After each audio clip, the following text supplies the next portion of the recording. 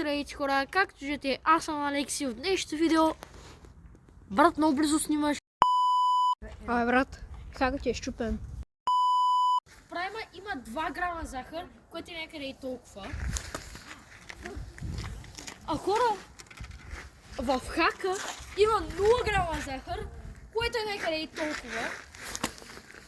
Брат, нали ти казах, че в хака няма захар? Да, но в снега няма захар, бе, идиот. О, брат, какво правим, бе? Брат, за кого се подхилваш? Да не мислиш, че съм смешен, бе?